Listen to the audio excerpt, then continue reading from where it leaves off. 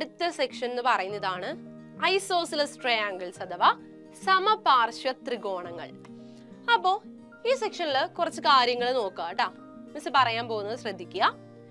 നമുക്കിവിടെ A B C എന്ന് പറയുന്ന ഒരു ട്രയാങ്കിൾ തന്നിട്ടുണ്ട്. ഓക്കെ, ഒരു ത്രികോണം നമുക്ക് തന്നിട്ടുണ്ട്. ഈ ത്രികോണത്തിന്റെ പ്രത്യേകത എന്താണെന്ന് നോക്കിക്കേ. എ സി എന്ന് പറയുന്ന സൈഡും ബി സി എന്ന് പറയുന്ന സൈഡും എന്താണ്? 6 സെന്റിമീറ്റർ ആണ് അതിന്റെ മെഷർമെന്റ് അല്ലെ. അപ്പൊ രണ്ടും ഈക്വൽ ആണ്. നമുക്ക് എന്താ തന്നിരിക്കുന്നത്? എ സി എന്ന് പറയുന്ന സൈഡും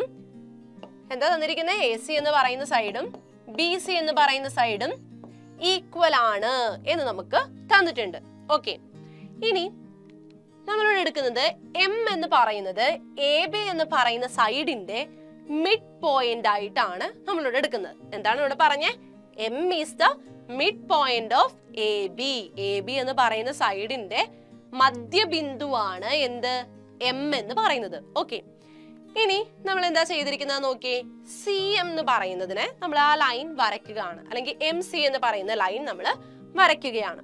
അപ്പൊ നോക്കിക്കേ, അങ്ങനെ ഒരു ലൈൻ വരച്ചു കഴിഞ്ഞപ്പോ നമ്മുടെ ഈ ട്രയാങ്കിള് 2 ട്രയാങ്കിൾസ് ആയിട്ട് മാറിയില്ലേ അല്ലെ? ഏതൊക്കെ ട്രയാങ്കിൾ ആണ്? ട്രയാങ്കിൾ എ എം സിയും ട്രയാങ്കിൾ ബി എം സിയും അല്ലെ. ഇപ്പൊ നമുക്ക് 2 ട്രയാങ്കിൾസ് കിട്ടി. ഓക്കെ, ഇനി ഈ 2 ട്രയാങ്കിൾസിൽ ഒന്ന് നോക്കിക്കേ. എ സി എന്ന് പറയുന്ന സൈഡും ബി സി എന്ന് പറയുന്ന സൈഡും ഈക്വൽ ആണ് നമ്മൾ ഓൾറെഡി പറഞ്ഞ കാര്യമാണ്. ഇനി എം എന്ന് പറയുന്നത് എ ബി എന്ന് പറയുന്ന വശത്തിന്റെ മധ്യബിന്ദു മിഡ് പോയിന്റ് ആയതുകൊണ്ട് തന്നെ നമുക്ക് എന്ത് പറയാം? എ എമ്മും ഈ എം ബി എന്ന് പറയുന്ന വശവും ഈക്വൽ ആണ് എന്ന് നമുക്ക് പറയാം അല്ലെ. എന്താ പറയുന്നത്? എ എമ്മും ഈ ബി എമ്മും ഈക്വൽ ആണെന്ന് പറയാം. കാരണം എന്തുകൊണ്ടാ? എം എന്ന് പറയുന്ന മിഡ് പോയിന്റ് ആണ്, മധ്യബിന്ദു ആണ് അല്ലെ. അപ്പൊ ഈ സൈഡും എന്ത് തന്നെയായിരിക്കും? ഈക്വൽ ആയിരിക്കും. ഓക്കെ, ഇനി നോക്കിക്കേ. സി എം എന്ന് പറയുന്ന ആ ഒരു വശം, സി എം എന്ന് പറയുന്ന സൈഡ്, ആ സൈഡ് 2 ത്രികോണങ്ങൾക്കും കോമൺ ആയിട്ടുള്ള സൈഡ് അല്ലേ അല്ലെ. സി എം എന്ന് പറയുന്ന സൈഡ് 2 ത്രികോണങ്ങൾക്കും കോമൺ ആയിട്ടുള്ള സൈഡാണ്. അപ്പൊ അത് എന്ത് തന്നെയാണ്? 2 ത്രികോണങ്ങൾക്കും ഈക്വൽ ആണ് അല്ലെ. അപ്പൊ നമുക്ക് ഇവിടെ എന്താ കിട്ടിയേ? ത്രികോണം എ എം സി നമ്മൾ എടുത്തു കഴിഞ്ഞാല് അതിന്റെ എല്ലാ സൈഡുകളുടെ മെഷർമെന്റ് നമുക്ക് എന്താണെന്ന് കിട്ടി? ബി എം സി എന്ന് പറയുന്ന ത്രികോണത്തിന്റെ എല്ലാ സൈഡിന്റെ മെഷർമെന്റിനോട് ഈക്വൽ ആണ് എന്ന് നമുക്ക് കിട്ടി. അതായത് ഈ 2 ത്രികോണങ്ങളും എന്താണ് നമുക്ക് പറയാം? തുല്യ ത്രികോണങ്ങളാണ് എന്ന് നമുക്ക് പറയാം. അത്രയും ക്ലിയർ അല്ലേ? ഇനി നോക്കിക്കേ. Since the sides of the triangle are the same, angles opposite to equal sides are also equal. നമ്മൾ SSS ക്രൈറ്റീരിയയിൽ പഠിച്ചിട്ടുള്ള കാര്യമാണ്. അതിന്റെ ഒരു പ്രോപ്പർട്ടി ആയിട്ട് നമ്മൾ പഠിച്ച കാര്യമാണ്. തുല്യവശങ്ങൾക്ക് എതിരെയുള്ള കോണുകളും തുല്യമാണ്. അപ്പൊ ഇവിടെ നോക്കിക്കേ, അങ്ങനെയാണെങ്കിൽ നമുക്ക് എന്ത് പറയാം? സി എം എന്ന് പറയുന്ന വശത്തിന് ഓപ്പോസിറ്റ് കിടക്കുന്ന ആംഗിൾ അല്ലേ ആംഗിൾ എ എന്ന് പറയുന്നേ. അതുപോലെ തന്നെ സി എം എന്ന് പറയുന്ന വശത്തിന് ഓപ്പോസിറ്റ് കിടക്കുന്ന ആംഗിൾ അല്ലേ ഇവിടെ ബി എന്ന് പറയുന്നേ. അപ്പോ ആംഗിൾ എയും ആംഗിൾ ബിയും നമുക്ക് എന്താണെന്ന് പറയാം? ഈക്വൽ ആണ് എന്ന് പറയാം. ഓക്കെ, ഇവിടെ നോക്കുവാണെങ്കിൽ ആംഗിൾ എയും ആംഗിൾ ബിയും ഈക്വൽ ആണ് എന്ന് നമുക്ക് കിട്ടി. ഇപ്പൊ ഇവിടെ നിന്നും നമ്മൾ എത്തുന്ന കൺക്ലൂഷൻ എന്താണ് നമുക്ക് നോക്കാട്ടോ. മറ്റൊന്നുമല്ല, 2 വശങ്ങൾ, ഒരു ത്രികോണത്തിന്റെ 2 വശങ്ങൾ ഈക്വൽ ആണ് എങ്കിൽ അവയ്ക്കെതിരെയുള്ള, നോക്കിയേ, ഇവിടെ ബി സി എന്ന് പറയുന്ന സൈഡിന് ഓപ്പോസിറ്റ് കിടക്കുന്ന വശമല്ലേ എ എന്ന് പറയുന്നത്. ഈ ലൈൻ ഇല്ലായിരുന്നെങ്കിൽ ഓക്കെ, അതുപോലെ തന്നെ എ സി എന്ന് പറയുന്ന വശത്തിന് ഓപ്പോസിറ്റ് കിടക്കുന്ന ആംഗിൾ അല്ലേ ഈ ബി എന്ന് പറയുന്നേ. നമുക്കിവിടെ കിട്ടിയത് എന്താ? ആംഗിൾ എയും ആംഗിൾ ബിയും ഈക്വൽ ആണ്. അതായത് എന്താ കിട്ടിയേ? തുല്യവശങ്ങൾക്ക് എതിരെയുള്ള കോണുകളും തുല്യമാണ് എന്ന് കിട്ടി. എപ്പോ? ഒരു ത്രികോണത്തിന്റെ 2 വശങ്ങൾ തുല്യമാകുമ്പോൾ. അപ്പൊ ആ ഒരു കൺക്ലൂഷനിലാണ് നമ്മൾ ഇവിടെ എത്തുന്നത്. ഓക്കെ, അപ്പൊ നോക്കിക്കേ, ഇവിടെ കാണിച്ചിട്ടുണ്ട്. നോക്കിക്കേ, ഒരു ത്രികോണത്തിന്റെ 2 വശങ്ങൾ തുല്യമാണെങ്കിൽ ഈ വശങ്ങൾക്ക് എതിരെയുള്ള കോണുകളും തുല്യമാണ്. ഓക്കെ, ഇത്രയും ക്ലിയർ ആണോ എല്ലാവർക്കും? ഈ പറഞ്ഞ കാര്യം ക്ലിയർ അല്ലേ? ഓക്കെ, അപ്പൊ നമ്മളിപ്പോ എന്താ കണ്ടേ? ഒരു ത്രികോണത്തിന്റെ 2 വശങ്ങൾ തുല്യമാണെങ്കിൽ അവയ്ക്കെതിരെയുള്ള കോണുകളും തുല്യമാണ് എന്നാണ് നമ്മളിപ്പോ പഠിച്ചത്. ഇനി മിസ് ഒരു ക്വസ്റ്റ്യൻ ചോദിക്കട്ടെ, ഒരു ത്രികോണത്തിന്റെ 2 കോണുകൾ തുല്യമാണെങ്കിൽ അവയ്ക്കെതിരെയുള്ള വശങ്ങൾ തുല്യമാണോ? ആണോ? നമുക്കൊന്ന് ചെക്ക് ചെയ്താലോ? ഓക്കെ, അപ്പൊ അതിന് വേണ്ടിയിട്ട് മിസ് ഒരു ട്രയാങ്കിൾ എടുത്തിട്ടുണ്ട്, ട്രയാങ്കിൾ ABC എന്ന് പറയുന്നത്. ഓക്കെ, ഇനി ഇവിടെ മിസ് ചെയ്യുന്നത് P എന്ന് പറയുന്നത് AB എന്ന് പറയുന്ന സൈഡിന്റെ മധ്യബിന്ദുവാണ്, മിഡ് പോയിന്റ് ആണ് എന്നാണ് മിസ് എടുത്തിരിക്കുന്നത്. P എന്താണെന്ന് എടുത്തേ? മിഡ് പോയിന്റ് ആണ്. AB എന്ന് പറയുന്ന സൈഡിന്റെ മിഡ് പോയിന്റ് ആണെന്ന് എടുത്തു. ഇനി CP എന്ന് പറയുന്ന ലൈനും വരച്ചു. അങ്ങനെയാണെങ്കിൽ ഈ ആംഗിളിനെ പറ്റി എന്ത് പറയാം? ഈ ഒരു ആംഗിൾ എന്തായിരിക്കും? നമ്മൾ കുത്തനെ വരച്ച വരയല്ലേ, അപ്പൊ അത് എന്തായിരിക്കും? പെർപെൻഡിക്കുലർ അല്ലേ, 90 ഡിഗ്രി അല്ലേ. അപ്പൊ ഈ ആംഗിൾ നമുക്ക് എന്താണെന്ന് പറയാം? 90 ഡിഗ്രി ആണ്. അതുപോലെ ഇവിടെയും എന്ത് തന്നെയായിരിക്കും? 90 ഡിഗ്രി തന്നെയാണ് എന്ന് നമുക്ക് പറയാം. ഓക്കെ, അപ്പൊ നമ്മുടെ ട്രയാങ്കിൾ ABC എന്ന് പറയുന്ന ട്രയാങ്കിള് 2 ത്രികോണങ്ങളായിട്ട് സ്പ്ലിറ്റ് ആയി അല്ലെ. ഇനി ഇവിടെ നോക്കിക്കേ, AP എന്ന് പറയുന്ന വശത്തെയും BP എന്ന് പറയുന്ന വശത്തെയും പറ്റി എന്ത് പറയാം? ഒന്ന് നോക്കിക്കേ, AP എന്ന് പറയുന്ന വശത്തെയും BP എന്ന് പറയുന്ന വശത്തെയും പറ്റി എന്ത് പറയാം? APയും BPയും അത് രണ്ടും എന്താണ്? ഈക്വൽ ആണ്. കാരണം എന്തുകൊണ്ടാ? P എന്ന് പറയുന്നത് എന്താണെന്നാ പറഞ്ഞേ? മിഡ് പോയിന്റ് ആണ്. ABയുടെ മിഡ് പോയിന്റ് ആണ് P. സോ നമുക്ക് എന്ത് പറയാം? AP is equal to BP എന്ന് നമുക്ക് പറയാം.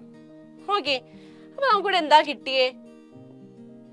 ഈ ഒരു വശം അല്ലെ, ഈ ഒരു വശവും AP എന്ന് പറയുന്ന വശവും അതിന്റെ രണ്ടറ്റത്ത് കിടക്കുന്ന കോണുകളും ഈ ട്രയാങ്കിളിന്റെ BP എന്ന് പറയുന്ന വശത്തിനോടും അതിന്റെ രണ്ടറ്റത്ത് കിടക്കുന്ന കോണുകളോടും എന്താണെന്ന് കിട്ടി?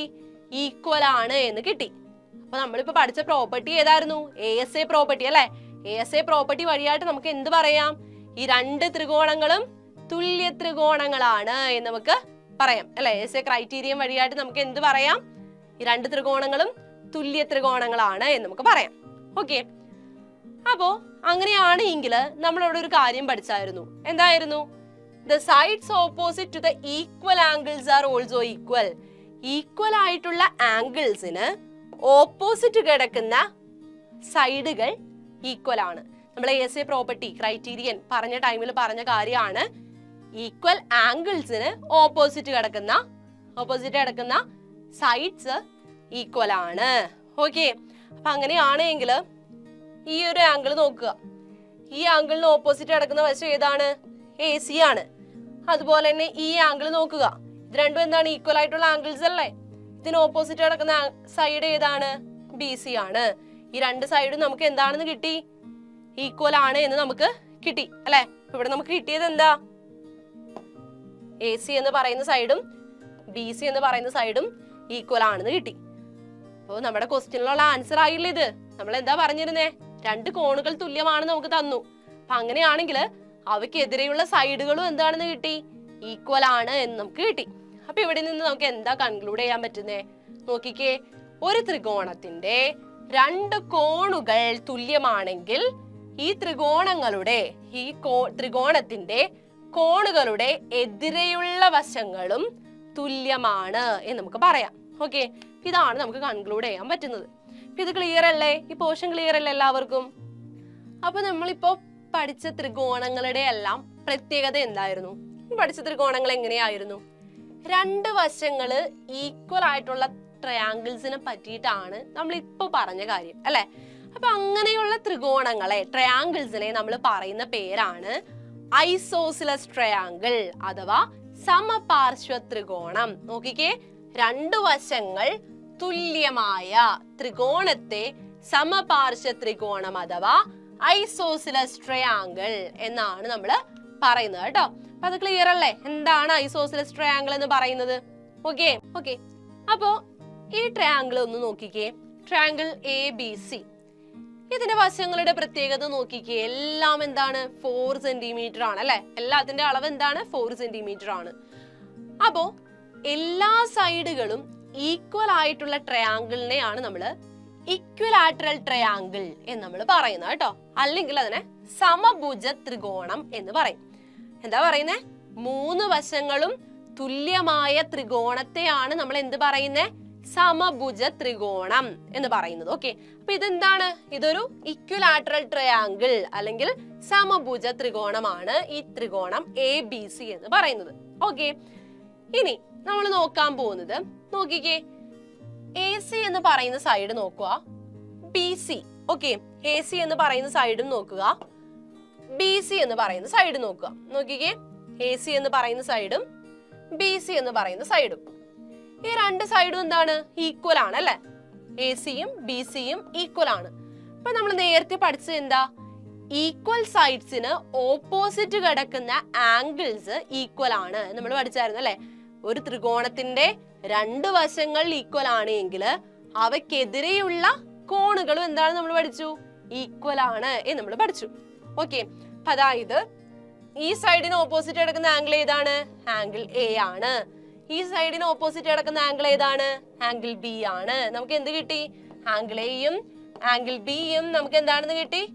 ഈക്വൽ ആണ് എന്ന് നമുക്ക് കിട്ടി. അതുപോലെ തന്നെ മിസ് ഇപ്പോ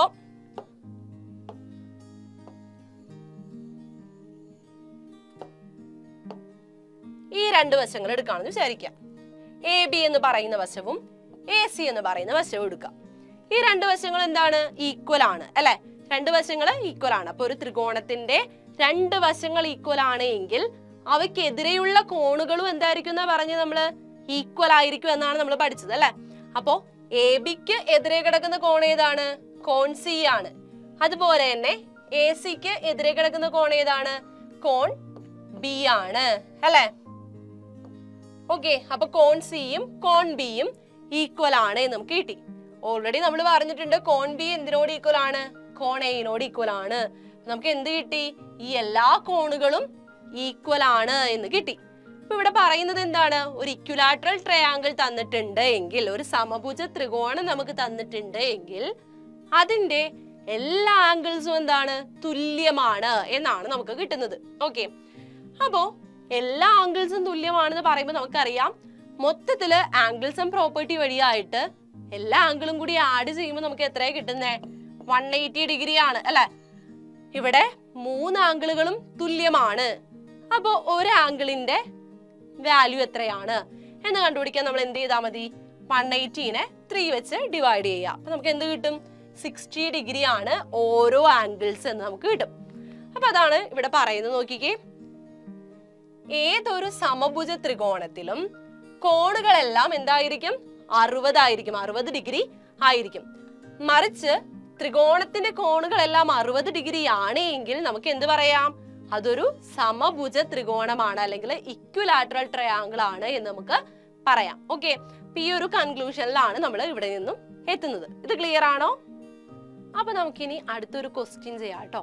ക്വസ്റ്റ്യനിൽ പറഞ്ഞിരിക്കുന്നത് നോക്കിക്കേ, some isosceles triangles are drawn below. അപ്പോൾ ഇവിടെ തന്നിരിക്കുന്ന താഴെ നമുക്ക് രണ്ട് ഐസോസിലസ് ട്രയാങ്കിൾസ് തന്നിട്ടുണ്ട്. ഐസോസിലസ് ട്രയാങ്കിൾ എന്ന് പറഞ്ഞാൽ എന്താണ്? സമപാർശ്വ ത്രികോണങ്ങൾ. അതായത് എന്തായിരുന്നു? രണ്ട് വശങ്ങൾ തുല്യമായ ത്രികോണങ്ങളെയാണ് നമ്മൾ എന്ത് പറയുന്നത്? സമപാർശ്വ ത്രികോണങ്ങൾ അഥവാ ഐസോസിലസ് ട്രയാങ്കിൾ എന്ന് പറയുന്നത്. ഓക്കെ, അപ്പൊ ഇവിടെ നമുക്ക് തന്നിരിക്കുന്നത് എന്താണ്? ഐസോസിലസ് ട്രയാങ്കിൾസ് ആണ് നമുക്ക് തന്നിരിക്കുന്നത്. ഇനി ഇവിടെ ഈ രണ്ട് ത്രികോണത്തിലും ഒരു ആംഗിൾ അവർ നമുക്ക് തന്നിട്ടുണ്ട്. A എന്ന് പറയുന്ന ആംഗിൾ തന്നിട്ടുണ്ട്, D എന്ന് പറയുന്ന ആംഗിൾ തന്നിട്ടുണ്ട്. നമ്മളോടുള്ള ക്വസ്റ്റ്യൻ ഇതാണ്, ബാക്കിയുള്ള ആംഗിൾസ് അങ്ങോട്ട് കണ്ടുപിടിക്കുക. ഓക്കെ, അപ്പൊ അതാണ് ക്വസ്റ്റ്യൻ എന്ന് പറയുന്നത്. അപ്പൊ അതെങ്ങനെ കണ്ടുപിടിക്കും നമുക്ക് നോക്കിയാലോ. ഓക്കെ, അപ്പോ ആദ്യമേ പറഞ്ഞു നമ്മൾ ആദ്യം തന്നെ ABC എന്ന് പറയുന്ന ട്രയാങ്കിളിന്റെ കേസ് എടുക്കാണ്. ഓക്കെ, ട്രയാങ്കിൾ ABCയുടെ കേസ് എടുത്തു. അപ്പൊ ഇതെന്താണ്? ഒരു ഐസോസിലസ് ട്രയാങ്കിൾ ആണ് അല്ലെ? ഐസോസിലസ് ട്രയാങ്കിൾ എന്ന് പറയുമ്പോൾ രണ്ട് വശങ്ങൾ ഈക്വൽ ആണ്. അപ്പൊ കാണുമ്പോ തന്നെ അറിയാം ഏതാണ്? ഈ വശവും ഈ വശവും AB എന്ന് പറയുന്നതും എന്താണ്? BC എന്ന് പറയുന്നതുമാണ് ഈക്വൽ ആയിട്ടുള്ള വശങ്ങൾ അല്ലെ? AB എന്ന് പറയുന്നതും BC എന്ന് പറയുന്നതും ഈക്വൽ ആണ്. അപ്പോ സമപാർശ്വ ത്രികോണങ്ങൾ എന്ന് പറയുന്ന സെക്ഷനിൽ തൊട്ടു മുന്നേ നമ്മൾ പഠിച്ച കാര്യമാണ് എന്തെന്ന് പറയുന്നേ? രണ്ട് വശങ്ങൾ തുല്യമാണെങ്കിൽ അവയ്ക്കെതിരെയുള്ള കോണുകളും എന്തായിരിക്കും നമ്മൾ പഠിച്ചേ? തുല്യമാണ് എന്നാണ്. അതായത് ഈ വശത്തിനെതിരെ കിടക്കുന്ന കോണാണ് കോൺ A എന്ന് പറയുന്നത്. ഓക്കെ, കോൺ A എന്ന് പറയുന്നത്. ഓക്കെ, ഈ കോൺ A എന്ന് പറയുന്നതും ഈ വശത്തിനെതിരെ കിടക്കുന്ന കോണാണ്, ആംഗിൾ C എന്ന് പറയുന്നത്. അത് രണ്ടും എന്തായിരിക്കും? ഈക്വൽ ആയിരിക്കും. നമുക്കറിയാം കോൺ A എന്ന് പറയുന്നത് എന്താണ്? 30 ഡിഗ്രി ആണെന്ന് അവർ തന്നിട്ടുണ്ട്. So this is equal to നമുക്ക് 30 ഡിഗ്രി ആണെന്ന് കിട്ടി. അപ്പൊ ആംഗിൾ സി എന്ന് പറയുന്നത് എന്താണെന്ന് കിട്ടി? 30 ഡിഗ്രി ആണ് എന്ന് നമുക്ക് കിട്ടി. ഓക്കെ, ആംഗിൾ സി കണ്ടുപിടിച്ചത് എങ്ങനെയാണെന്ന് മനസ്സിലായോ? ഇനി നമുക്ക് എന്താ കണ്ടുപിടിക്കണ്ടേ? ആംഗിൾ ബി ആണ് കണ്ടുപിടിക്കണ്ടേ. അപ്പൊ അതിന് നമ്മൾ വേറെ ഒന്നും ചെയ്യണ്ട. നമ്മുടെ ആംഗിൾ സം പ്രോപ്പർട്ടിയിൽ ഇതൊന്ന് കൊണ്ടുപോയി കൊടുത്താൽ മതി അല്ലെ. ആംഗിൾ സം പ്രോപ്പർട്ടി വഴിയായിട്ട് നമുക്ക് എന്തറിയാം? Angle A plus angle B plus angle C എന്ന് പറയുന്നത് 180 ഡിഗ്രി ആണ് എന്ന് നമുക്കറിയാം. ഓക്കെ, അപ്പൊ അതിനകത്ത് നമുക്ക് സിയും എയും ആംഗിൾ എയും ആംഗിൾ സിയും എന്താണെന്ന് അറിയാം, 30 ഡിഗ്രി ആണ്. അപ്പോൾ ആംഗിൾ ബി എന്ന് പറയുന്നത് നമുക്ക് എന്ത് കിട്ടും? നോക്കിക്കേ, ആംഗിൾ ബി എന്ന് പറയുന്നത് നമുക്ക് എന്ത് കിട്ടും? 180 minus 60 is equal to 120 degree എന്ന് നമുക്ക് ആംഗിൾ ബി കിട്ടി. അപ്പോൾ ഫസ്റ്റ് ക്വസ്റ്റ്യനിലുള്ള ആൻസർ ആയില്ലേ? ട്രയാംഗിൾ എ ബി സിയുടെ എല്ലാ ആംഗിൾസും നമ്മൾ കണ്ടുപിടിച്ചു. ഇനി നോക്കേണ്ടത് അടുത്ത ട്രയാംഗിൾ ആണ്. ഈ ട്രയാംഗിൾ ഒന്ന് നോക്കിക്കേ. നമ്മൾ പറഞ്ഞു ഇതും എന്ത് തന്നെയാണ്? ഐസോസിലസ് ട്രയാംഗിൾ ആണ്. അപ്പൊ കാണുമ്പോൾ തന്നെ അറിയാം ഈ സൈഡും ഈ സൈഡും ആണ് ഈക്വൽ ആയിട്ടുള്ളത്. അതായത് എ ഡി എന്ന് പറയുന്ന സൈഡും ഡി എഫ് എന്ന് പറയുന്ന സൈഡും ആണ് എന്തായിട്ടുള്ളത്? ഈക്വൽ ആയിട്ടുള്ള സൈഡ്സ് എന്ന് പറയുന്നത്. ഓക്കെ, ഇനി നമ്മൾ നേരത്തെ പറഞ്ഞത് വെച്ചിട്ട് നമുക്ക് എന്ത് പറയാം? ഈക്വൽ ആയിട്ടുള്ള സൈഡ്സിന് എതിരെ കിടക്കുന്ന അല്ലെ, രണ്ട് വശങ്ങൾ തുല്യമാണെങ്കിൽ അവയ്ക്ക് എതിരെയുള്ള കോണുകളും എന്ത് തന്നെയാണ്? തുല്യമാണ്. സോ നമുക്ക് എന്ത് പറയാം? ഇ എന്ന് പറയുന്ന ആംഗിളും എഫ് എന്ന് പറയുന്ന ആംഗിളും തുല്യമാണ് എന്ന് നമുക്ക് പറയാം. പക്ഷെ അത് എത്രയാണ് എന്ന് നമുക്ക് തന്നിട്ടില്ല അല്ലെ. അപ്പൊ സപ്പോസ് ഞാൻ ഇ എന്ന് പറയുന്നത് എക്സ് ആയിട്ട് എടുക്കുവാണ്. അങ്ങനെയാണെങ്കിൽ എഫ് എന്ത് തന്നെയായിരിക്കും? എക്സ് തന്നെയായിരിക്കും. കാരണം എന്തുകൊണ്ടാ? അത് രണ്ടും ഈക്വൽ ആംഗിൾസ് ആണ്. ഓക്കെ, പി എന്ന് പറയുന്നത് എഫ് എന്ന് പറയുന്നത് നമുക്ക് എന്താണെന്ന് കിട്ടി? എക്സ് ആണെന്ന് കിട്ടി. അപ്പൊ നമുക്ക് ഇനി എന്താ കണ്ടുപിടിക്കണ്ടേ? എക്സ് എന്താണ് എന്നാണ് നമുക്ക് കണ്ടുപിടിക്കണ്ടേ. അപ്പൊ അതിന് വേണ്ടിയിട്ട് ആംഗിൾ സം പ്രോപ്പർട്ടിയിൽ നമ്മൾ ഇത് അപ്ലൈ ചെയ്ത് കഴിയുമ്പോൾ നമുക്ക് എന്താ കിട്ടുന്നേ? X plus 40 is equal to 180 degree ആണ് എന്ന് നമുക്ക് കിട്ടും അല്ലെ. അതായത് നമുക്ക് ഇവിടെ നിന്ന് എന്ത് പറയാം? 2x എന്ന് പറയുന്നത് 2x plus 40 is equal to നമുക്ക് എത്രയാണെന്ന് കിട്ടി? 180 ആണെന്ന് കിട്ടി.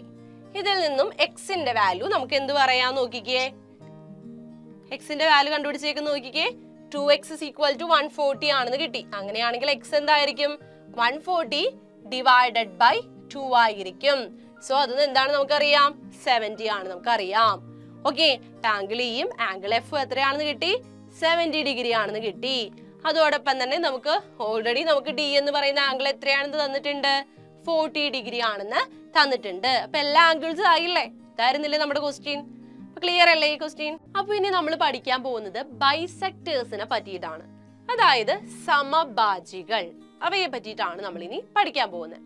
അപ്പൊ ആദ്യം തന്നെ നമ്മൾ ഐസോസിലസ് ട്രയാംഗിൾസ് എന്തായിരുന്നു? സമപാർശ്വ ത്രികോണങ്ങൾ. അതിന്റെ സമഭാജികളെ പറ്റിയിട്ടാണ് നമ്മൾ ആദ്യം നോക്കുന്നത്. ഓക്കെ, അപ്പോ ഐസോസിലസ് ട്രയാംഗിൾ ആണ് ഇവിടെ തന്നിരിക്കുന്നത്. എ ബി സി എന്ന് പറയുന്നത് ഒരു ഐസോസിലസ് ട്രയാംഗിൾ ആണ്. ഇനി ഐസോസിലസ് ട്രയാംഗിൾ എന്ന് പറയുമ്പോൾ എന്താണെന്ന് നമ്മൾ പഠിച്ചേ? രണ്ട് വശങ്ങൾ എന്തായിരിക്കണം? സെയിം ആയിരിക്കണം, ഈക്വൽ ആയിരിക്കണം അല്ലെ. അപ്പൊ ഇവിടെ തന്നിരിക്കുന്നതിൽ എ സി എന്ന് പറയുന്ന വശവും ബി സി എന്ന് പറയുന്ന വശവുമാണ് ഈക്വൽ ആയിട്ടുള്ളത്. ഓക്കെ, എ സി എന്ന് പറയുന്ന വശവും ബി സി എന്ന് പറയുന്ന വശവുമാണ് ഈക്വൽ ആയിട്ട് ഉള്ളത്. ഓക്കെ, ഇനി ഈ ഈക്വൽ ആയിട്ടുള്ള വശങ്ങൾ കൂട്ടിമുട്ടുമ്പോൾ ഉണ്ടാകുന്ന കോണാണ്, ആംഗിൾ ആണ് ആംഗിൾ സി എന്ന് പറയുന്നത്. ഓക്കെ, ആംഗിൾ സി എന്ന് പറയുന്നത്. ഓക്കെ, ഇനി മിസ് എന്താ ചെയ്യുന്നതെന്ന് വെച്ച് കഴിഞ്ഞാല് സിയിൽ നിന്നും എ ബി എന്ന് പറയുന്ന ബേസിലേക്ക് ഒരു പെർപെൻഡിക്കുലർ വരയ്ക്കുകയാണ്. നോക്കിക്കേ, സി എന്ന് പറയുന്നതും എ ബി എന്ന് പറയുന്ന ബേസിലേക്ക് ഒരു പെർപെൻഡിക്കുലർ വരയ്ക്കുന്നു. അതാണ് സി പി. ഇനി ഇങ്ങനെയാണ് എങ്കിൽ നമ്മൾ നേരത്തെ പഠിച്ചു ഈ ഐസോസിലസ് ട്രയാംഗിൾസ് രണ്ട് ത്രികോണങ്ങളായിട്ട് മാറും. ആൻഡ് ഈ രണ്ട് ത്രികോണങ്ങളും ഈക്വൽ ആണ് എന്നും നമ്മൾ പഠിച്ചായിരുന്നു. ഓക്കെ, രണ്ട് ത്രികോണങ്ങൾ ഈക്വൽ ആണെന്ന് പറയണമെങ്കിൽ എന്താണ് കണ്ടീഷൻ? എല്ലാ സൈഡ്സും ഈക്വൽ ആയിരിക്കും, എല്ലാ കോണുകളും ഈക്വൽ ആയിരിക്കും അല്ലെ. അപ്പൊ അങ്ങനെയാണെങ്കിൽ നമുക്ക് എന്ത് പറയാം? എല്ലാ സൈഡ്സും ഈക്വൽ ആയതുകൊണ്ട് തന്നെ ഈ രണ്ട് ട്രയാംഗിൾസിന്റെയും എല്ലാ സൈഡ്സും ഈക്വൽ ആയതുകൊണ്ട് തന്നെ നമുക്ക് എന്ത് പറയാം? എ പി എന്ന് പറയുന്ന സൈഡും ബി പി എന്ന് പറയുന്ന സൈഡും ഈക്വൽ ആണെന്ന് പറഞ്ഞുകൂടെ? ഇല്ലേ? എന്താ നമുക്ക് കിട്ടിയേ? എ പി എന്ന് പറയുന്നതും ബി പി എന്ന് പറയുന്നതും ഈക്വൽ ആണ് എന്ന് നമുക്ക് കിട്ടി. അതായത് നമുക്ക് ഇവിടെ നിന്ന് കിട്ടിയത് എന്താ? സി പി എന്ന് പറയുന്ന ലൈൻ എ ബിയെ സമഭാഗം ചെയ്യുന്നു എന്ന് നമുക്ക് കിട്ടി. സമഭാഗം ചെയ്യുന്നു, അതായത് C P is A bisector of A B. A B എന്ന് പറയുന്ന ബേസിന്റെ ബൈസെക്ടർ ആണ്, സമഭാജിയാണ് സി പി എന്ന് പറയാം. ഓക്കെ, ഇനി ഇതുപോലെ തന്നെ ഈ ബൈസെക്ടർ, ഈ ലൈൻ സി പി എന്ന് പറയുന്ന ലൈൻ സി എന്ന് പറയുന്ന ആംഗിളിനെയും രണ്ടായിട്ട് വിഭജിക്കുന്നുണ്ട്. ആൻഡ് ആ രണ്ട് ഭാഗങ്ങളും എന്താണ്? ഈക്വൽ ആണ്. ഓക്കെ, ഈ രണ്ട് ഭാഗങ്ങളും എന്താണ്? ഈക്വൽ ആണ്. കാരണം നമ്മൾ പഠിച്ചു രണ്ട് ത്രികോണങ്ങളുടെയും എല്ലാ ആംഗിൾസും ഈക്വൽ ആണ് നമുക്കറിയാം അല്ലെ. പി ആംഗിൾസും എന്ത് തന്നെയാണ്? ഈക്വൽസ് ആണ് അല്ലെ. അപ്പൊ നമുക്ക് ഇവിടുന്ന് എന്ത് കിട്ടി? സി പി എന്ന് പറയുന്ന ലൈൻ എ ബി എന്ന് പറയുന്ന ബേസിനെ രണ്ടായിട്ട് വിഭജിക്കുന്നുണ്ട്. അതോടൊപ്പം തന്നെ എന്ത് കിട്ടുന്നുണ്ട്? സി എന്ന് പറയുന്ന ആംഗിളിനെയും എന്താകുന്നുണ്ട്? രണ്ടായിട്ട് ഭാഗിക്കുന്നുണ്ട് എന്ന് നമുക്ക് പറയാം.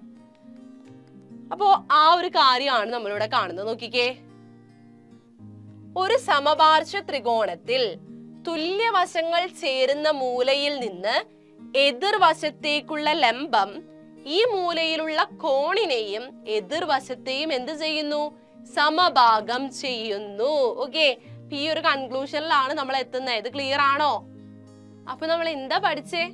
ഒരു വരയെയോ കോണിനെയോ സമഭാഗം ചെയ്യുന്ന വരയ്ക്ക് പറയുന്ന പേരാണ് എന്ത്? സമഭാജി അല്ലെങ്കിൽ ബൈസെക്ടർ എന്നുള്ളത്. ഓക്കെ, ഇനി നമ്മൾ നേരത്തെ കണ്ട ബൈസെക്ടർ ഒന്ന് നോക്കിക്കേ. സി പി എന്ന് പറയുന്നതായിരുന്നു ഇവിടുത്തെ ബൈസെക്ടർ അല്ലെ. ഈ ബൈസെക്ടർ എ ബി എന്ന് പറയുന്ന, സി പി എന്ന് പറയുന്ന ലൈൻ എ ബി എന്ന് പറയുന്ന വശത്തെ സമഭാഗം ചെയ്യുന്നു. ഓക്കെ, ആൻഡ് ഈ സി പി എന്ന് പറയുന്നത് എന്താണ്? പെർപെൻഡിക്കുലറും കൂടിയാണ്. ഓക്കെ, അപ്പൊ ബൈസെക്ടറുമാണ് പെർപെൻഡിക്കുലറുമാണ് എങ്കിൽ നമ്മൾ അതിന് എന്ത് പറയും? പെർപെൻഡിക്കുലർ ബൈസെക്ടർ എന്ന് പറയും, ലംബ സമഭാജി എന്ന് നമ്മൾ പറയും. ഓക്കെ, ഇപ്പൊ ഇവിടെ സി പി എന്ന് പറയുന്നത് എന്താണ്? ലംബ സമഭാജി ആണ്, പെർപെൻഡിക്കുലർ ബൈസെക്ടർ ആണ്. ഇനി നമുക്കൊരു ലൈൻ, ഒരു വര തന്നിട്ടുണ്ട് എങ്കിൽ അതിന്റെ ലംബ സമഭാജി എങ്ങനെ നമ്മൾ കണ്ടുപിടിക്കും? അതാണ് ഇനി നമ്മൾ നോക്കാൻ പോകുന്നത്. എങ്ങനെയാണ് പെർപെൻഡിക്കുലർ ബൈസെക്ടർ നമ്മൾ വരയ്ക്കുന്നത് ഒരു ലൈനിന്റെ? നോക്കാം, അത് നോക്കാം കേട്ടോ. ഇനി അടുത്തത് നമുക്ക്. അപ്പൊ മിസ് ഇപ്പൊ ഒരു ലൈൻ വരയ്ക്കുകയാണ്. നോക്കിക്കേ, എ ബി എന്ന് പറയുന്ന ഒരു ലൈൻ. ഈ ലൈനില് എത്ര ബൈസെക്ടേഴ്സ് വരക്കാൻ പറ്റും? ഒന്ന് ആലോചിച്ച് നോക്കിക്കേ. ബൈസെക്ടർ എന്ന് പറഞ്ഞ എന്താണ്? എന്തായിരുന്നു ബൈസെക്ടർ എന്ന് പറഞ്ഞാല്? സമഭാജി. അതായത് ഒരു ലൈനിനെ രണ്ട് ഈക്വൽ പാർട്സ് ആയിട്ട് ഡിവൈഡ് ചെയ്യുന്ന മറ്റൊരു ലൈനിനെയാണ് നമ്മൾ എന്തെന്ന് പറയുന്നേ? സമഭാജികൾ അഥവാ എന്ത് പറയുന്ന? ബൈസെക്ടേഴ്സ് എന്ന് പറയുന്നത്. അപ്പോ എ ബി എന്ന് പറയുന്ന ഈ ലൈനിനെ സമഭാഗം ചെയ്യണമെങ്കിൽ, ഈക്വൽ പാർട്സ് ആയിട്ട് ഡിവൈഡ് ചെയ്യണമെങ്കിൽ ആ ലൈൻ ഏതിൽ കൂടി പാസ് ചെയ്യണം? എ ബിയുടെ മിഡ് പോയിന്റിൽ കൂടി പാസ് ചെയ്യണ്ടേ? അപ്പൊ ഞാനിപ്പോ ഇങ്ങനെ ഒരു ലൈൻ വരച്ചു. ഇതെന്താണ് നമുക്ക് പറയാം? ബൈസെക്ടർ ആണെന്ന് പറഞ്ഞൂടെ എ ബിയുടെ? കാരണം എന്തുകൊണ്ടാ? എ ബിയെ അത് ബൈസെക്ട് ചെയ്യുന്നുണ്ട്, സമഭാഗം ചെയ്യുന്നുണ്ട്. സോ ഈ ഒരു ലൈൻ, ഇപ്പൊ മിസ് വരച്ച ലൈൻ എന്താണെന്ന് പറയാം? ബൈസെക്ടർ ആണ് എ ബിയുടെ എന്ന് പറയാം. അതുപോലെ തന്നെ ഞാൻ ഇങ്ങനെ ഒരു ലൈൻ വരച്ചു. ഇതും എന്ത് തന്നെയാണ്? ബൈസെക്ടർ ആണ്. കാരണം എന്തുകൊണ്ടാ? എ ബിയെ സമഭാഗം ചെയ്യുന്നുണ്ട് ആ ലൈനും. അതുപോലെ ഇങ്ങനെയും ഞാൻ വരച്ചു. അപ്പൊ ഇവിടെ നിന്ന് നമുക്ക് എന്താ കിട്ടുന്നേ? എത്ര ബൈസെക്ടേഴ്സ് വേണമെങ്കിലും നമുക്ക് ഒരു ലൈനിന് വരയ്ക്കാൻ പറ്റുമെന്ന് നമുക്ക് കിട്ടി അല്ലെ. ഇനി പെർപെൻഡിക്കുലേഴ്സിന്റെ കാര്യം നോക്കുക. ഇതുപോലെ തന്നെ മിസ് എ ബി എന്ന് പറയുന്ന ഒരു ലൈൻ വരയ്ക്കുകയാണ് കേട്ടോ. നോക്കിക്കേ, എ ബി എന്ന് പറയുന്ന ഒരു ലൈൻ വരയ്ക്കുകയാണ്. ഇതില് എത്ര പെർപെൻഡിക്കുലേഴ്സ് വരക്കാൻ പറ്റും നമുക്ക്? ഒന്ന് നോക്കിക്കേ. ഇപ്പൊ ഇവിടെ മിസ് ഒരു പെർപെൻഡിക്കുലർ വരച്ചു. ഓക്കെ, ഇതൊരു പെർപെൻഡിക്കുലർ അല്ലേ എ ബി എന്ന് പറയുന്ന ലൈനിന്റെ? അതുപോലെ ഇവിടെ വരച്ചു. ഓക്കെ, ഇവിടെ വരച്ചു. ഇതെല്ലാം എന്താണ്? പെർപെൻഡിക്കുലേഴ്സ് ആണ് അല്ലെ. അപ്പൊ എത്ര പെർപെൻഡിക്കുലർ വേണമെങ്കിലും നമുക്കൊരു ലൈനില് വരയ്ക്കാൻ പറ്റും എന്ന് നമുക്ക് കിട്ടി. ഓക്കെ, ഇനി പെർപെൻഡിക്കുലർ ബൈസെക്ടറിന്റെ കാര്യം എന്താണ്? എത്ര എണ്ണം വരക്കാൻ പറ്റും? ഒന്ന് ആലോചിച്ച് നോക്കിക്കേ. പെർപെൻഡിക്കുലർ ബൈസെക്ടർ എന്ന് പറഞ്ഞ എന്താണ്? ബൈസെക്ടറും ആയിരിക്കണം, അതായത് നടുക്കേ കൂടെ കടന്നു പോവുകയും വേണം, അത് പെർപെൻഡിക്കുലറും ആകണം. അതായത് ഇപ്പൊ നമുക്ക് ഇങ്ങനെ എ ബി എന്ന് പറയുന്ന ഒരു ലൈൻ തന്നിട്ടുണ്ട് എങ്കിൽ പെർപെൻഡിക്കുലർ ബൈസെക്ടർ എന്ന് പറഞ്ഞ എന്താണ്? അതിനെ ബൈസെക്റ്റും ചെയ്യണം, അതോടൊപ്പം അത് പെർപെൻഡിക്കുലറും ആയിരിക്കണം. ഓക്കെ, ഇങ്ങനെ ആകെ ഒരു ലൈൻ അല്ലേ നമുക്ക് കിട്ടത്തുള്ളൂ. അപ്പോ പെർപെൻഡിക്കുലർ ബൈസെക്ടർ ആകെ ഒരെണ്ണമുള്ളൂ എന്ന് നമുക്ക് കിട്ടി. ഒരു ലൈനിന് ഒരു പെർപെൻഡിക്കുലർ ബൈസെക്ടർ മാത്രമേ വരയ്ക്കാൻ പറ്റുള്ളൂ എന്ന് നമുക്ക് കിട്ടി. ഓക്കെ, ഇത് ക്ലിയർ ആണോ ഈ കോൺസെപ്റ്റ്? അപ്പൊ ഇനി നമ്മൾ നോക്കാൻ പോകുന്നത് perpendicular bisector of A line. ഒരു ലൈനിന്റെ ലംബ സമവാജി എങ്ങനെ വരയ്ക്കാം അതാണ് നമ്മൾ നോക്കാൻ പോകുന്നത് കേട്ടോ. അപ്പൊ അതിന് വേണ്ടിയിട്ട് മിസ് ഒരു ലൈൻ വരയ്ക്കുകയാണ്. ലൈൻ വരച്ചു. ലൈനിന്റെ പേരാണ് എ ബി. ഓക്കെ, ഇനി നമ്മൾ ഈ എ ബി എന്ന് പറയുന്ന ലൈനിന്റെ പെർപെൻഡിക്കുലർ ബൈസെക്ടർ വരക്കാൻ പോകുവാണ്. അപ്പൊ അതിനായിട്ട് കോമ്പസ് നമ്മുടെ കയ്യിൽ വേണം. ഇനി കോമ്പസിൽ നമ്മൾ അളവെടുക്കുമ്പോൾ ശ്രദ്ധിക്കേണ്ട കാര്യം എന്ന് പറയുന്നത് ഈ എ ബി എന്ന് പറയുന്ന ലൈനിന്റെ പകുതിയിൽ കൂടുതൽ വേണം നമ്മൾ അളവെടുക്കാനായിട്ട് കേട്ടാ.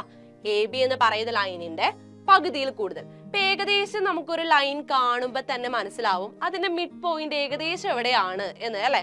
ഇപ്പൊ ഏകദേശം മിസ് ഇപ്പൊ പറയാണ് ഇവിടെയല്ലേ ഇതിന്റെ മിഡ് പോയിന്റ് എന്ന് പറയുന്നത്. ഓക്കെ, അപ്പൊ അതിൽ കൂടുതലാണ് നമ്മൾ എന്ത് ചെയ്യണ്ടേ? കോമ്പസില് അളവ് എടുക്കേണ്ടത് കേട്ടോ. അപ്പൊ കോമ്പസിൽ നമ്മൾ അളവെടുത്തു, ഇതിൽ കൂടുതൽ അളവെടുത്തു. എന്നിട്ട് നമ്മൾ എന്ത് ചെയ്യുന്നു? എ എന്ന് പറയുന്ന വേർട്ടെക്സില് കോമ്പസ് വെക്കുന്നു. എന്നിട്ട് എയിൽ നിന്ന് നമ്മൾ എന്ത് ചെയ്യാണ്? ഒരു ആർക്ക് നമ്മൾ വരച്ചു. ഇതുപോലെ തന്നെ ബി എന്ന് പറയുന്ന വേർട്ടെക്സിൽ നമ്മൾ കോമ്പസ് വെക്കുക. ആ അളവ് മാറ്റരുത് കേട്ടോ, സെയിം അളവ് തന്നെയാണ് നമ്മൾ എടുക്കുന്നത്. എയിൽ നിന്ന് വരച്ച ആ സെയിം അളവ് കോമ്പസ് നമ്മൾ ബിയിൽ വെക്കുന്നു. ബിയിൽ നിന്ന് നമ്മൾ എന്ത് ചെയ്യുന്നു? ആർക്ക് വരയ്ക്കുന്നു. ഓക്കെ, അപ്പൊ ഇങ്ങനെ ഒരു ലൈൻ ഒരു പോയിന്റില് ഇത് കൂട്ടിമുട്ടി അല്ലെ. ഇതുപോലെ തന്നെ നമ്മൾ താഴേക്കും വരയ്ക്കുക ആർക്ക്. ഈ സെയിം അളവിൽ തന്നെ, അളവ് മാറ്റാൻ പാടില്ല. കോമ്പസിലെ സെയിം അളവിൽ തന്നെ നമ്മൾ എന്ത് ചെയ്യുന്നു? താഴേക്കും ആർക്ക് വരയ്ക്കുന്നു.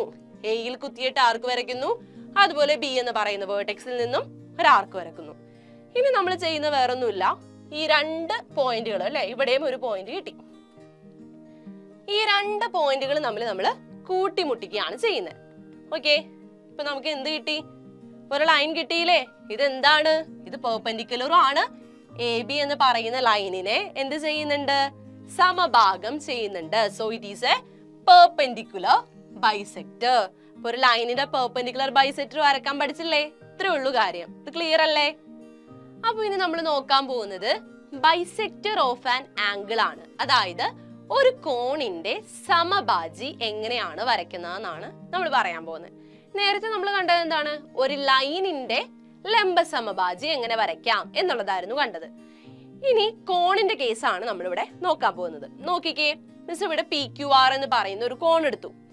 ഇനി ഈ കോണിന്റെ ഒരു പ്രത്യേകത എന്താണ്? നമ്മൾ നേരത്തെ വരച്ചപ്പോ ഇവിടെ ബൈസെക്ടർ, ഒരു ലൈനിന്റെ ബൈസെക്ടർ വരയ്ക്കുമ്പോ ഒരു ലൈൻ എന്ന് പറയുമ്പോൾ അതിന് എന്തുണ്ട്? എൻ പോയിന്റ്സ് രണ്ടെണ്ണം ഉണ്ട്. ഓക്കെ, പക്ഷേ ഒരു കോണിന്റെ കേസ് എടുക്കുമ്പോൾ അവിടെ എൻ പോയിന്റ്സ് എന്ന് നമുക്ക് പറയാൻ പറ്റില്ല. ഇപ്പൊ നമ്മൾ പി ക്യു ആർ എന്ന് പറയുന്ന കോൺ എടുത്തു, അവിടെ എൻ പോയിന്റ്സ് ഉണ്ട്, അല്ലെങ്കിൽ ഏതൊക്കെയാണ് എൻ പോയിന്റ് എന്ന് നമുക്ക് പറയാൻ പറ്റില്ല കോണിന്റെ കേസിന്.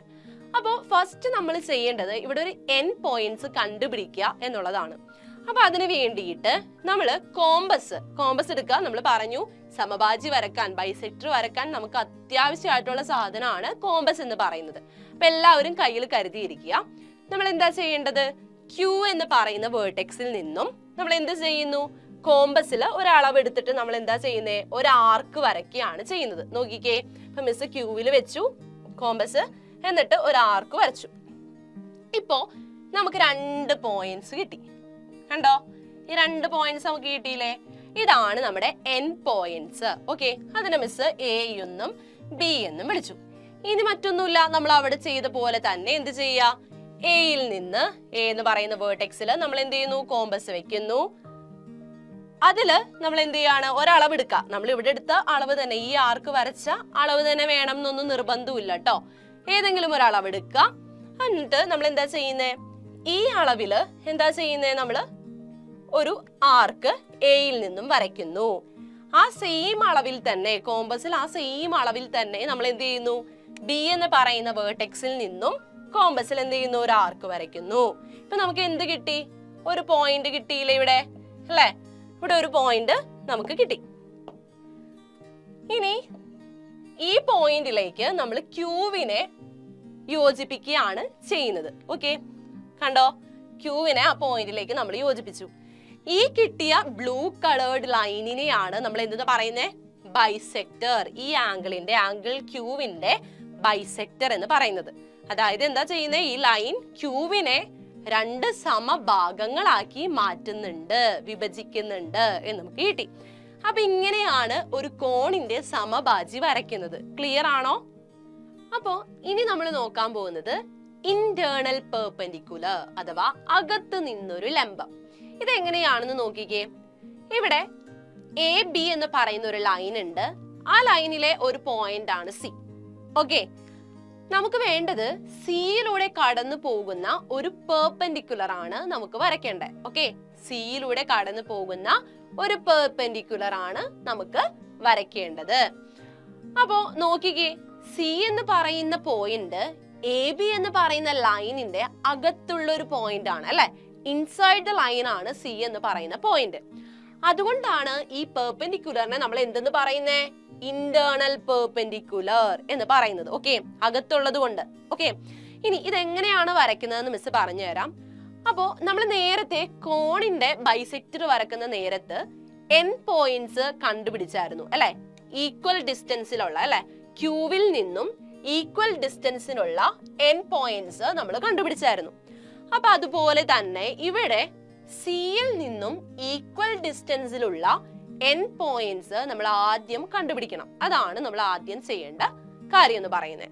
അപ്പൊ അതിന് വേണ്ടിയിട്ട് നമ്മൾ എന്ത് ചെയ്യുക, കോമ്പസില് ഒരളവ് എടുക്കുക. ഒരളവ് മീൻസ് ബിയിൽ കൂടി പോകാൻ പാടില്ല കേട്ടോ, നമുക്ക് ബിയിലും ചെറിയ അളവ് വേണം വരാൻ.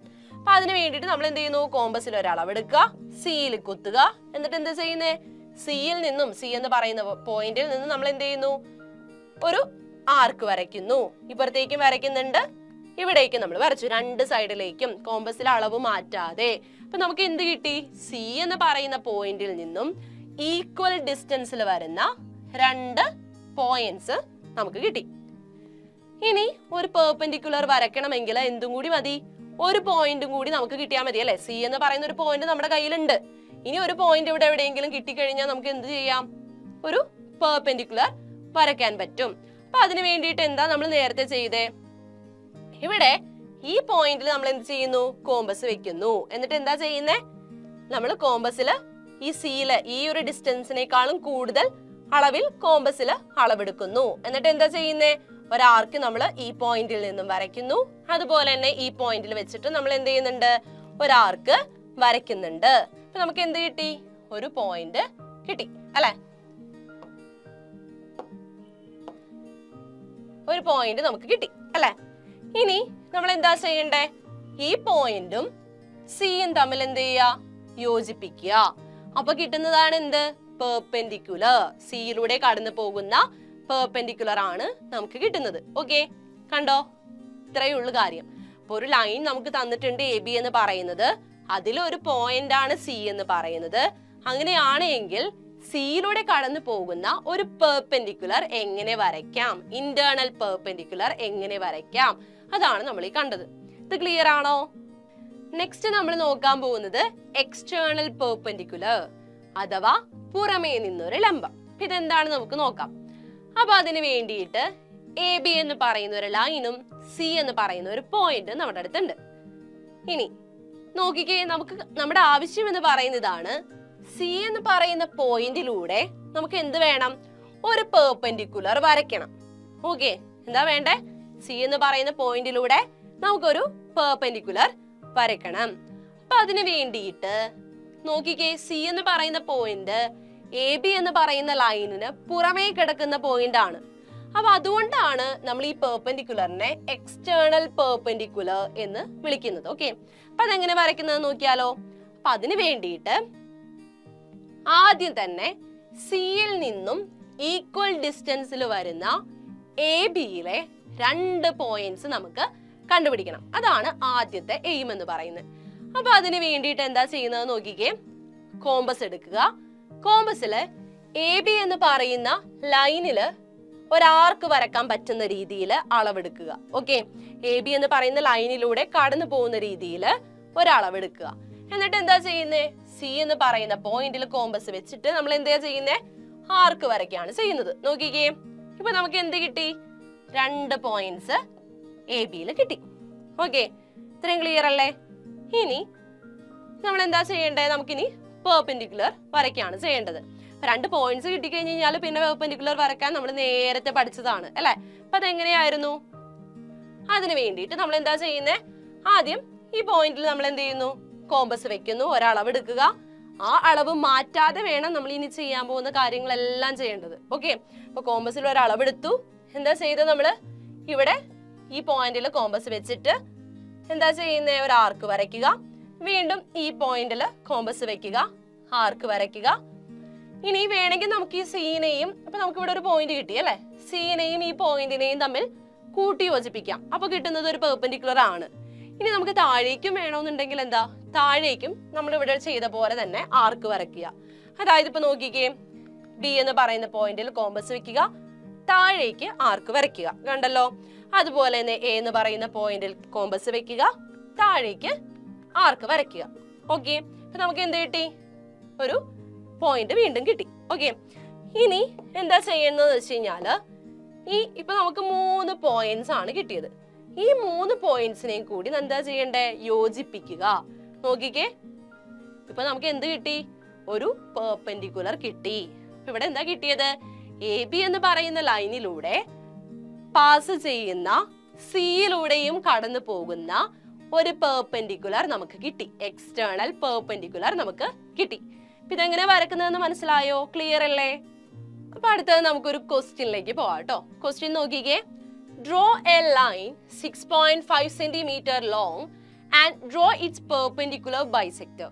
ഇവിടെ പറഞ്ഞിരിക്കുന്നത് എന്താണ്, 6.5 സെന്റിമീറ്റർ വരുന്ന രീതിയിൽ ഒരു ലൈൻ വരയ്ക്കുക. ഓക്കെ, അത് നമുക്കറിയാം, സ്കെയിലിൽ വെറുതെ 6.5 സെന്റിമീറ്റർ എടുക്കുക, ഒരു ലൈൻ വരയ്ക്കുക, അത്രയേ ഉള്ളൂ. ഇപ്പൊ മിസ് ഒരു ലൈൻ വരച്ചു, എ ബി എന്ന് പറയുന്ന ലൈൻ വരച്ചു. അതിന്റെ മെഷർമെന്റ് എന്ന് പറയുന്നത് എത്രയാണ്, 6.5 സെന്റിമീറ്റർ ആണ്. അപ്പൊ ഫസ്റ്റ് കാര്യം അവിടെ കഴിഞ്ഞു. ഇനി അടുത്തത് എന്താ പറഞ്ഞിരിക്കുന്നത്, ഡ്രോ ഇറ്റ്സ് പെർപെൻഡിക്കുലർ ബൈസെക്ടർ. അതിന്റെ എന്താ ചെയ്യേണ്ടേ, പെർപെൻഡിക്കുലർ ബൈസെക്ടർ വരയ്ക്കുകയാണ് ചെയ്യേണ്ടത്. നമ്മൾ നേരത്തെ പഠിച്ചു എങ്ങനെയാണ് ഒരു ലൈനിന്റെ പെർപെൻഡിക്കുലർ ബൈസെക്ടർ വരക്കുന്നതെന്ന്. എങ്ങനെയായിരുന്നു, അതിന് വേണ്ടിയിട്ട് എന്താ ചെയ്യണ്ടേ, നമ്മള് എ ബി എന്ന് പറയുന്ന ലൈൻ നോക്കുക. അതിന്റെ പകുതിയിൽ കൂടുതൽ എന്തെടുക്കണം, കോമ്പസിൽ അളവെടുക്കണം. എന്നിട്ട് എ എന്ന് പറയുന്ന പോയിന്റിൽ കോമ്പസ് വെച്ചിട്ട് നമ്മൾ എന്ത് ചെയ്യണം, ഒരു ആർക്ക് വരയ്ക്കുക. അതുപോലെ തന്നെ ബി എന്ന് പറയുന്ന പോയിന്റിൽ കോമ്പസ് വെച്ചിട്ട് ഒരു ആർക്ക് വരയ്ക്കുക. ഓക്കെ, ഇതുപോലെ തന്നെ താഴെയും നമ്മൾ ചെയ്യാം. എ എന്ന് പറയുന്ന പോയിന്റിൽ വെച്ചിട്ട് ഒരു ആർക്ക് വരയ്ക്കുക, ബി എന്ന് പറയുന്ന പോയിന്റിൽ വെച്ചിട്ട് കോമ്പസ് വെച്ചിട്ട് എന്ത് ചെയ്യാം, ഒരു ആർക്ക് വരയ്ക്കുക. നമ്മളെടുത്ത് ഈ ആർക്കുകളെല്ലാം, നമ്മൾ വരച്ച ആർക്കുകളെല്ലാം എന്തായിരിക്കണം, മെഷർമെന്റ് സെയിം ആയിരിക്കണം കോമ്പസില. ഓക്കെ, കോമ്പസിലെ മെഷർമെന്റ് ഒരിക്കലും മാറ്റാൻ പാടില്ല കേട്ടോ, അതാണ് ശ്രദ്ധിക്കേണ്ട ഒരു കാര്യം. ഇപ്പൊ നമുക്ക് എന്ത് കിട്ടി, ഇവിടെയും ഒരു പോയിന്റ് കിട്ടി, ഇവിടെയും ഒരു പോയിന്റ് കിട്ടി. ഇനി എന്ത് ചെയ്താൽ മതി, ഈ 2 പോയിന്റ്സ് തമ്മിൽ യോജിപ്പിക്കുക, ജോയിൻ ചെയ്യിപ്പിച്ചാൽ മതി. ഓക്കെ, അപ്പൊ ജോയിൻ ചെയ്യിപ്പിച്ചു കഴിഞ്ഞപ്പോ നമുക്ക് എന്ത് കിട്ടി, എ ബി എന്ന് പറയുന്ന ലൈനിന്റെ പെർപെൻഡിക്കുലർ ബൈസെക്ടർ കിട്ടി. ഇത്രേ ഉള്ളൂ ചെയ്യാനായിട്ട്. കണ്ടാ, നമ്മുടെ ക്വസ്റ്റ്യൻ ഇത്രേ ഉണ്ടായിരുന്നുള്ളൂ, പെർപെൻഡിക്കുലർ ബൈസെക്ടർ വരയ്ക്കുക. അപ്പൊ ഒരു ലൈനിന്റെ പെർപെൻഡിക്കുലർ ബൈസെക്ടർ വരക്കാൻ എല്ലാവരും പഠിച്ചില്ലേ? ഇത്രേ ഉള്ളൂ നമ്മുടെ ചാപ്റ്റർ എന്ന് പറയുന്നത് കേട്ടോ. ക്ലിയർ അല്ലേ എല്ലാവർക്കും?